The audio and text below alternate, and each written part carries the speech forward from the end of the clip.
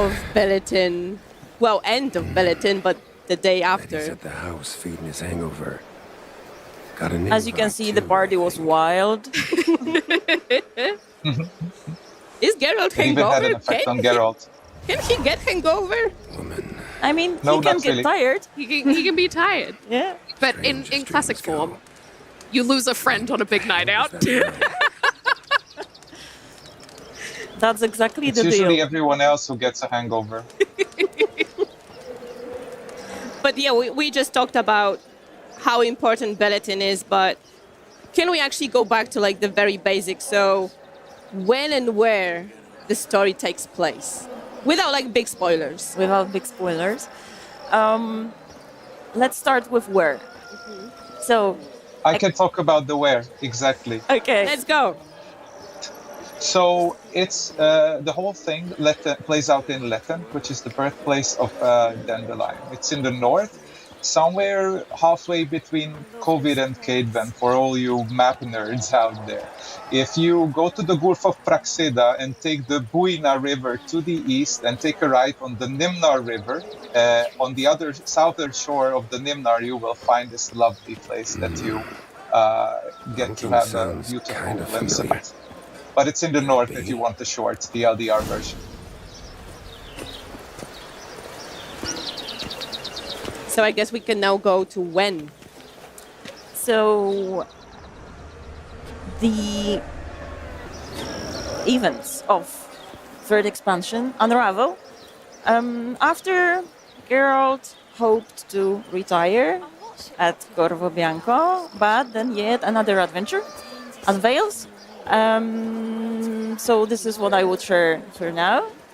And then, of course, he has a good reason why to be back. Basic story, the basic outline has some really, really great vision elements that we want to cater to, but also enable the player side of exploration, not just the story side of exploration. So we are an open world RPG, and we are going to stay true to that in Songs of the Past as well. And we want to make sure that you are enabled to explore, but guided gently towards elements of the story so you can still experience it as we sort of intend, but in your own pace, if you understand what I'm saying. So it's directed, but gently, and lets you engage in open world activities while you're already invested in a greater storyline unfolding. So it's still up to you, but nicely framed. And this, I think, was one of the biggest challenges still, which was the biggest challenge in the original game as well. And I guess on that, Peter, what, as players are sort of taking in the world and the architecture and all the work that the team has done, what's something that you really hope that they'll get to see and immerse themselves in, and maybe like the finer details?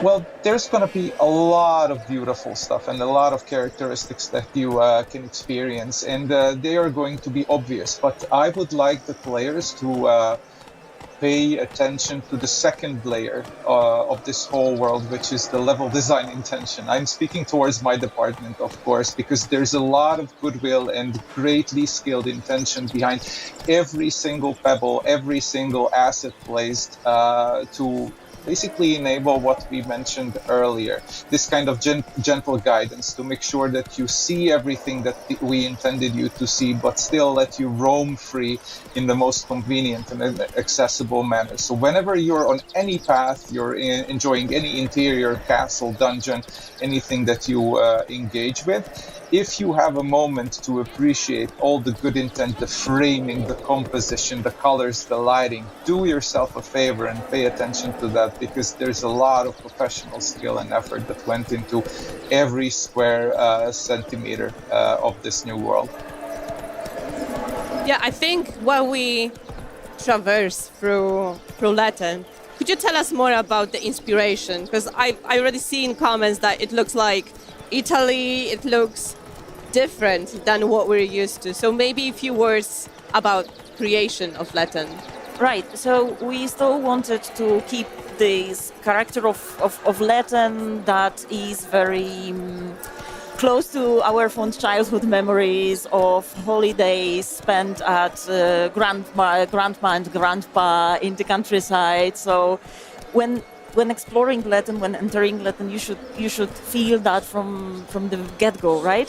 This is a very calm land, an idyllic land, a rich one, but also mornings are fresh, right? You can see the crisp light traveling on all the vegetation and like shining on you through the leaves, and you can actually feel it that it's peaceful, it's there. So it's familiar for the Polish countryside, I would say, but also, as we can see right now, we also took some inspirations from British Isles when it comes to architecture, and it has a further connection to the lore, to the story of this place, because Dandelion, whose family is the owner of the land, they are counts, right? So as we were looking for something connected with the title of the count itself, and it has many rooms and corridors, so there is a lot of explore and many secrets. Okay, so far we showed you a little bit of the sunny Latin, but it also has woods, Oh yes. dark woods. Lots of it, yes. Lots of dark woods. Can we maybe talk about how you guys approach designing this contrast between super sunny village and then dark forest with like fog and all that mystery around? Yeah, this was an exceptionally tricky thing to pull off, and I bet it's the trickiest part of every game that tries to illustrate values through contrast, is how to blend like one extreme into the other extreme. But with clever framing, composition, and distancing and density and encounters and community design and every single component, it's manageable. But you have to be mindful, of course, how you conduct the journey there, how you can end up from one place to another like accidentally, and make sure that the things do not happen like that unless you intend them to happen like that. So it is kind of tricky, but it requires a lot of testing and a lot of iteration, of course, and subtle play with colors and, of course, expectations, how you set up a certain mood with shapes that bleed out into the surrounding environment a little bit sooner, just to like set the mind in that kind of mood earlier with the smooth transition. So everything happens in good rhythm and pacing. Yeah, beautiful. As a side note, the framing of the moon, we have some returning ones as well, though, that we want to dive into to start with. One of them is Thornbloom. Yes. So, as you can see, while we have some gameplay going, we're going to have a run-in. Well, this is not actually. I mean, this is obviously a variation of an Archispore, right? But as you can see during his attacks, this is not your regular Archispore. Bit different. Yeah, this is something that has been born in the Garden of Thorns, so you know it has to be special. And as you can see, there are like new attack patterns, new VFXs. This is, by the way, you can already see the remaster improvements in VFXs, which are mind-blowing in my opinion. And yeah, so we have this one. But we have, like, so I can go on and go and dig deeper and deeper, but let's go back to the monsters. Yes. But I mean, I could actually add a little bit to that. Go. Yeah, basically, our reference for this one was based on wasp nests. In different combats. So I would say, depending on what your playstyle is, but our main, main focus in creating a boss fight is to always create a challenge for you. So, yeah. We have a little glimpse of Swarmions again. Boom! Getting beheaded. That's my favorite finisher right there. More Swarmions. I don't think I'm gonna like those guys. Yeah, a little freaky. Well, it is in the name. Swarmions, they swarm you, right? So there's going to be a lot of them. Too in-depth, got something that you're just cannot wait for people to experience? I mean, Kuba stole my answer. Like, You all right? No, I didn't steal it. It's just Continent. So was it difficult to kind of find the style that they have and these beautiful patterns that are sort of so intricately stitched into the clothing? well, Len will probably say more about this in a second, but you know, Rest of the clan. it's not only about the outfits. It's also about the architecture, about the foliage that you see in Latin. We were trying to create a land that is You're on time. very consistent in how it looks and how it feels, but also a very distinctive part of the world that you can feel that this is a very distinctive part of the world. And things that you see on their clothing are, when you play the game, you will see that those are deeply connected to their traditions and to their folklore in this particular area. But yeah, I won't take more of your time. Len, you have more to say about the patterns and all the hard work that went into designing this Yet I dare clothes. say it runs both ways, Ramamon. yeah, so basically with regards to patterns and how we generally like approach like embroideries or even decorative things that you find in furniture and just like the whole world creation. If you look back to several different cultures, they usually reference stuff that they see, whether it's in nature, whether it's in their trade, and reflect it into their art.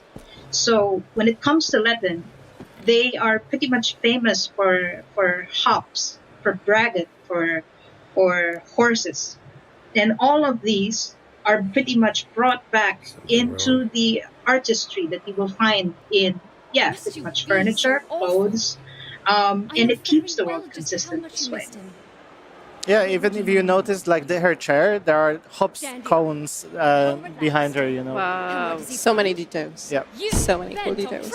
How did you actually ensure that the characters and the whole world feels really authentic to the entire Witcher universe? Because we had Velen before, we had Tucson, and now we're in Latin, right? Completely different, new word to everyone. So how are you guys making sure it all feels connected and right?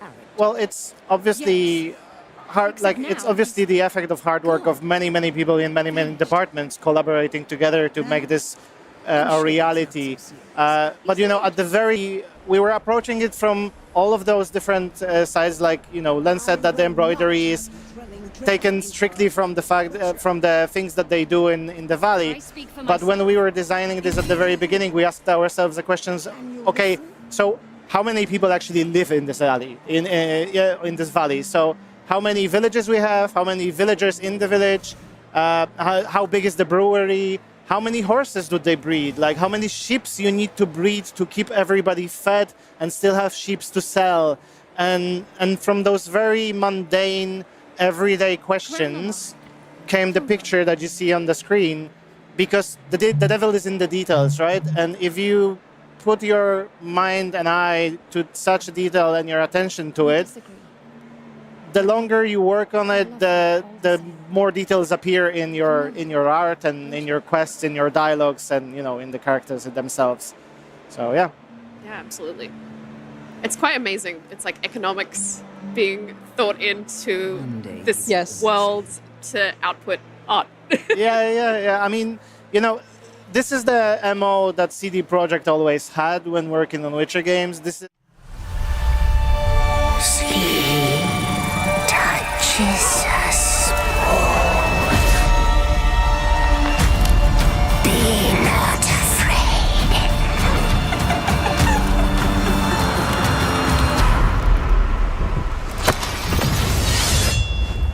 Didn't say I was afraid. Come, sword being of beasts. Delve into darkness and see the truth of Latin's beauty. Garden demands blood, so we'll give it blood.